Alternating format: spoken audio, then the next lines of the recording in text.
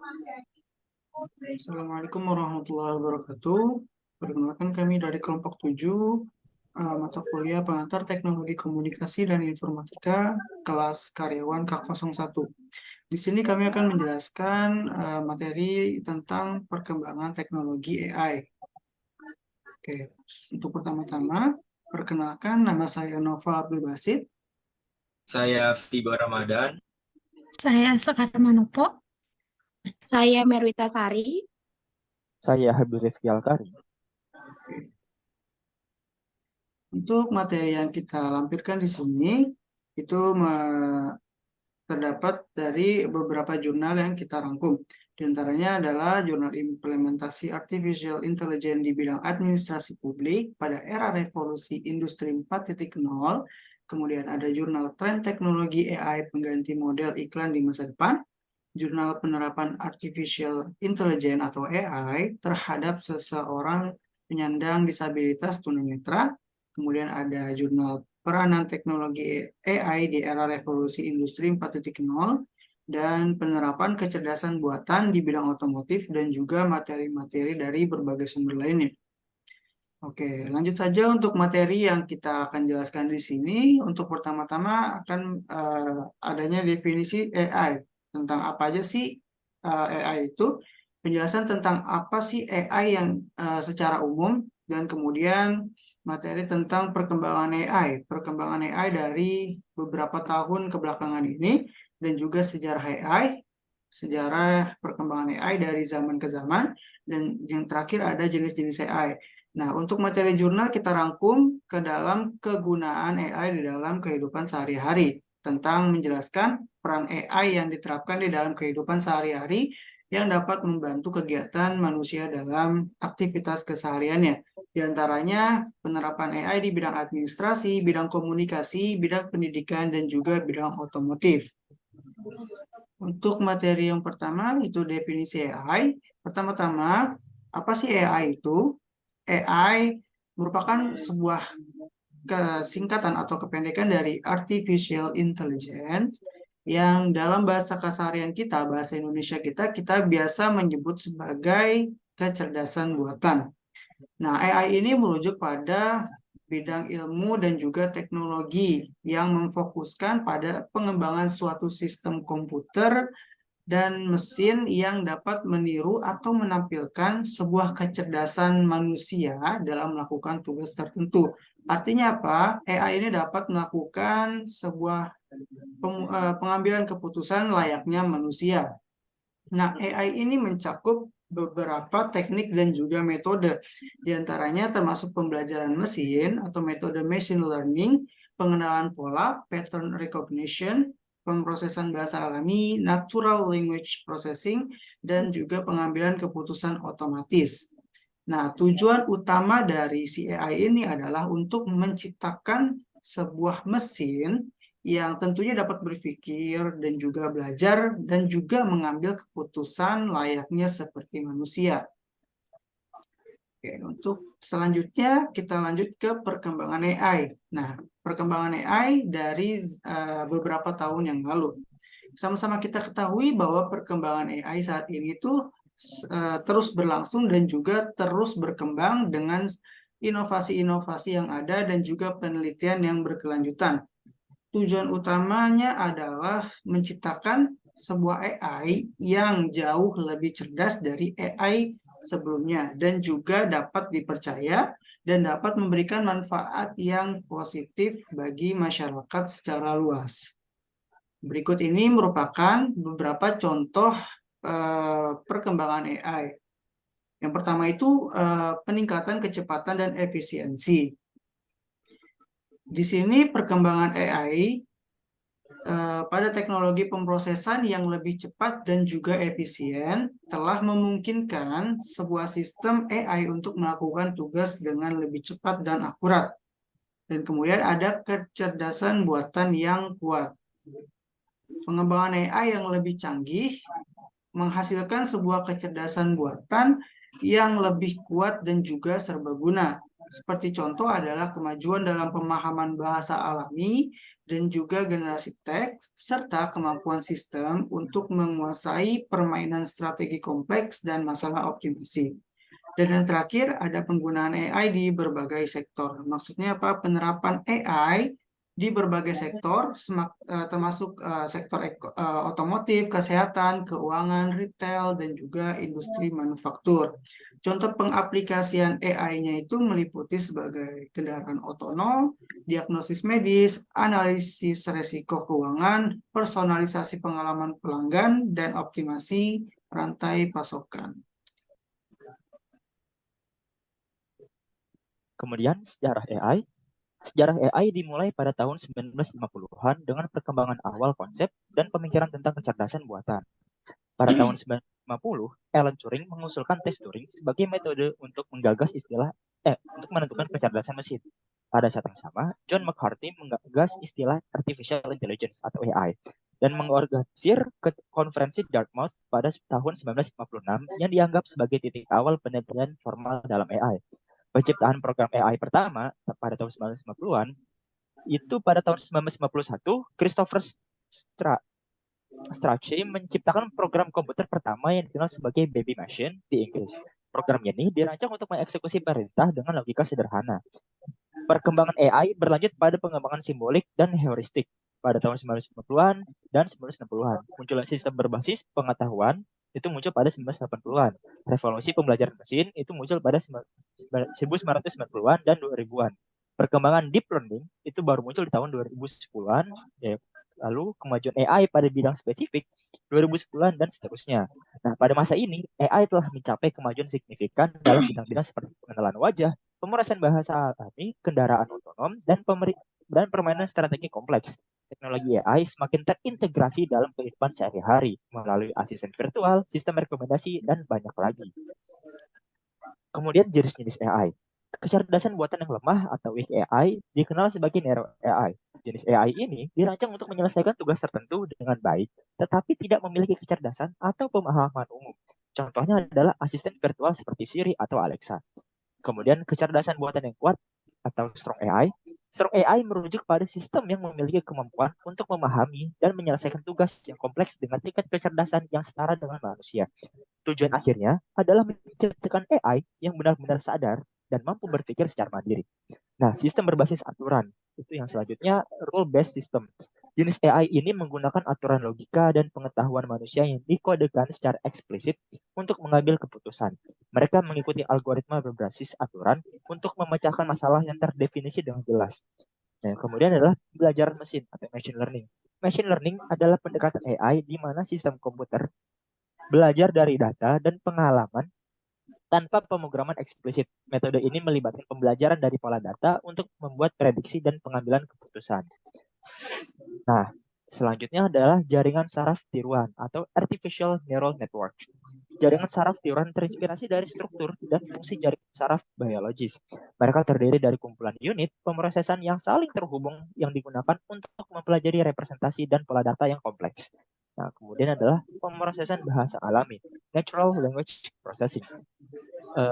Atau disingkat dengan NLP. NLP melibatkan kemampuan komputer untuk memahami, memproses, dan berinteraksi dengan bahasa manusia secara alami. Ini mencakup pemahaman teks, pengenalan suara, dan generasi teks. Kemudian ada visi komputer atau computer vision. Computer vision menggunakan komputer untuk memproses, menganalisis, dan memahami gambar dan video. Ini mencakup untuk pengenalan objek, deteksi wajah, segmentasi gambar, dan analisis citra medis. Yang terakhir adalah robotika AI. Nah, AI ini digunakan dalam pengembangan robotika untuk memungkinkan robot untuk berinteraksi dengan lingkungan mereka secara otonom. Robotika AI mencakup navigasi, manipulasi objek, pengenalan objek, dan interaksi sosial. Selanjutnya, peran AI. AI memiliki peran yang semakin penting dalam kehidupan sehari-hari. Salah satu contoh dari peran AI ialah sebagai asisten virtual. Asisten virtual seperti Siri, Alexa, atau Google Assistant menggunakan teknologi AI untuk memahami dan merespon perintah suara pengguna. Mereka dapat membantu dalam mencari informasi, menjadwalkan kegiatan, mengontrol perangkat rumah cerdas, dan memberikan rekomendasi. Kemudian AI juga dapat berperan sebagai sistem rekomendasi. AI digunakan dalam sistem rekomendasi yang dapat mempelajari preferensi dan perilaku pengguna untuk memberikan rekomendasi yang dipersonalisasi. Ini ditemukan di platform streaming musik, layanan streaming video, musik video, e-commerce, dan media sosial. AI juga berperan aktif kegiatan analisis data. AI digunakan dalam analisis data untuk mengidentifikasi pola, tren, dan wawasan yang berguna. Hal ini membantu dalam pengambilan keputusan bisnis, prediksi pasar, dan personalisasi pengalaman konsumen.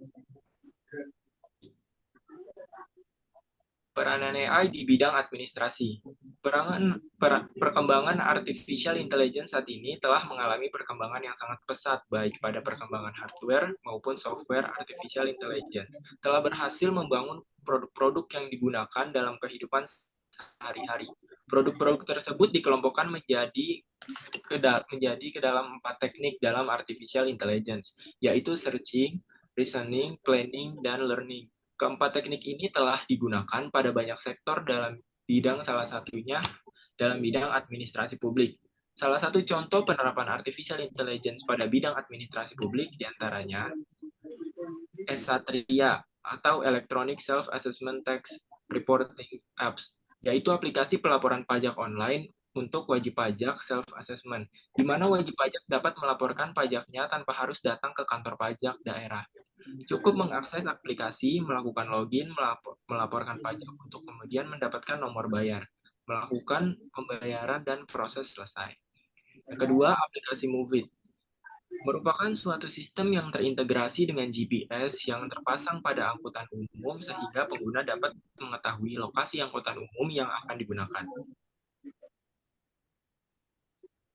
Lalu di bidang administrasi, peran AI itu memiliki kelebihan dan kekurangan. Kelebihan implementasi AI pada bidang administrasi publik yaitu meningkatkan kinerja pemerintah menjadi lebih efektif, mempercepat proses birokrasi, dan mengefisiensi waktu dan biaya.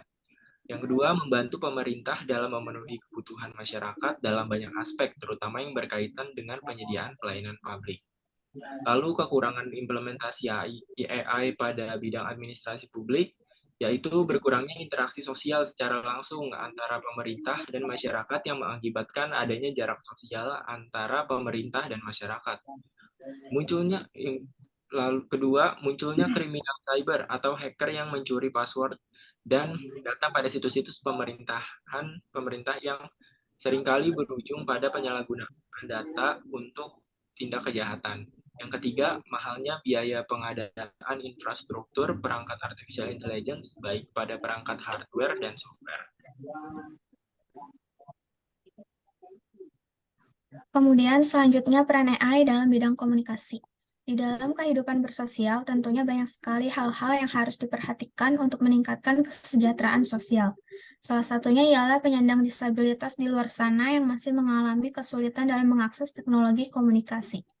Oleh karena itu, pemanfaatan AI dalam hal ini sangat penting guna membantu kesulitan yang ada. Salah satunya ialah dengan menciptakan speech recognition. Speech recognition adalah suatu proses yang mengidentifikasi suara yang berasal dari suara pengucapan kata yang diucapkan. Speech recognition merupakan suatu sistem yang dapat mengenali suara dari manusia dan kemudian diterjemahkan dalam suatu data yang dapat ditangkap oleh sistem komputer. Dengan adanya speech recognition ini dapat memudahkan seorang penyandang disabilitas penglihatan untuk melakukan kegiatan sehari-hari dengan lebih baik lagi. Adapun speech recognition memungkinkan suatu perangkat untuk mengenali dan memahami kata-kata yang diucapkan dengan cara digitalisasi kata dan mencocokkan sinyal digital tersebut dengan suatu pola tertentu yang tersimpan dalam suatu perangkat. Kata-kata yang diucapkan diubah bentuknya menjadi sinyal digital dengan cara mengubah gelombang suara menjadi sekumpulan angka yang kemudian disesuaikan dengan kode-kode tertentu untuk mengidentifikasi kata-kata tersebut. Hasil dari identifikasi kata yang diucapkan dapat ditampilkan dalam bentuk tulisan atau dapat dibaca oleh perangkat teknologi sebagai sebuah komando untuk melakukan suatu pekerjaan, misalnya penekanan tombol pada telepon genggam yang dilakukan secara otomatis dengan komando suara. Adapun cara kerja dari speech recognition itu terdapat 4 langkah utama dalam sistem pengenalan suara. Yang pertama, penerimaan data input. Yang kedua, ekstraksi, yaitu penyimpanan data, masukan sekaligus pembuatan database untuk template. Yang ketiga, pembandingan atau pencocokan, yaitu tahap mengesamakan data baru dengan data suara pada template. Yang keempat, validasi identitas pengguna. Selanjutnya, kemudian peran AI dalam bidang pendidikan. Pendidikan adalah usaha sadar dan terencana untuk mewujudkan suasana belajar dan proses pembelajaran agar peserta didik secara aktif mengembangkan potensi dirinya untuk memiliki kekuatan spiritual keagamaan, pengendalian diri, kepribadian, kecerdasan, akhlak mulia, serta keterampilan yang diperlukan dirinya. Masyarakat, bangsa, dan negara. Dunia hari ini menghadapi fenomena seperti lahirnya digitalisasi, sistem pendidikan melalui inovasi aplikasi teknologi seperti Massive Open Online Course atau MOOC dan Artificial Intelligence. MOOC adalah inovasi pembelajaran daring yang dirancang terbuka, saling berbagi, terhubung atau berjaring satu sama lain. Prinsip ini menandai dimulainya demokratisasi pengetahuan yang menciptakan peluang bagi setiap orang untuk memanfaatkan teknologi secara produktif. Sementara AI dirancang untuk membantu pembelajaran secara individual yang mampu melakukan pencarian informasi dan menyajikannya dengan cepat, akurat, dan interaktif. Inilah yang menandai revolusi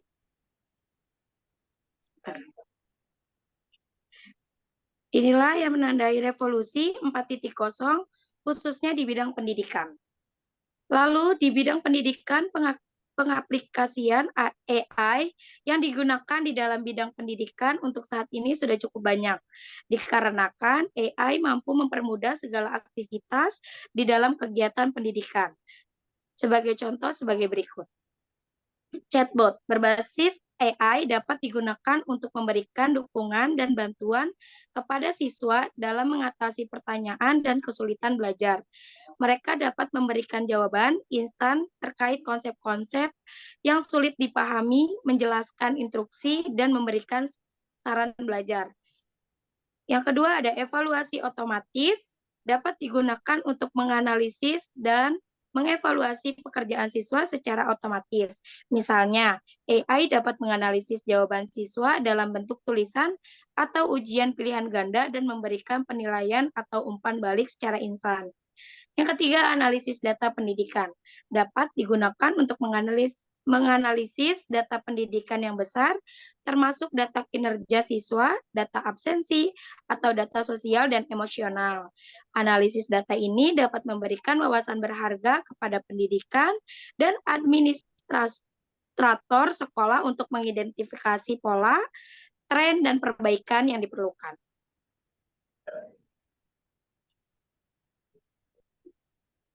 Kemudian peran AI di bidang otomotif. Penerapan artificial intelligence dalam bidang otomotif yang sudah cukup besar, contohnya sistem kontrol gerak flap otomatis pesawat N219 pada saat landing berbasis fuzzy logic, perancangan dan pembuatan sistem penyalaan lampu otomatis dalam ruangan berbasis Arduino menggunakan sensor gerak dan sensor cahaya. Penerapan kecerdasan buatan otomotif pada flap pesawat dapat dijalankan secara otomatis meski terdapat kekurangan yang didapat oleh sensor tidak terlalu akurat. Dengan adanya GPS dan barometer, sehingga dapat mengetahui kecepatan dan ketinggian pesawat ketika landing. Ketika mode landing, maka flap pesawat akan otomatis berubah menjadi 30 derajat ketika approach dan menjadi 40 derajat ketika ketinggian di bawah 50 kaki atau 50 dan kecepatan 110. Penerapan lainnya dengan adanya pengendali lampu otomatis ini, pemborosan arus listrik yang terjadi akibat kelalaian manusia dapat dikurangi. Nah, karena sistem ini bekerja dengan menggunakan sensor cahaya atau sensor cahaya LDR yang dapat bekerja sesuai dengan intensitas cahaya dan sensor gerak PIR yang dapat bekerja sesuai dengan gerakan manusia di dalam ruangan. PC atau komputer dapat juga digunakan untuk menghidup dan mematikan lampu tanpa harus memperhatikan fungsi dari sensor cahaya dan sensor gerak.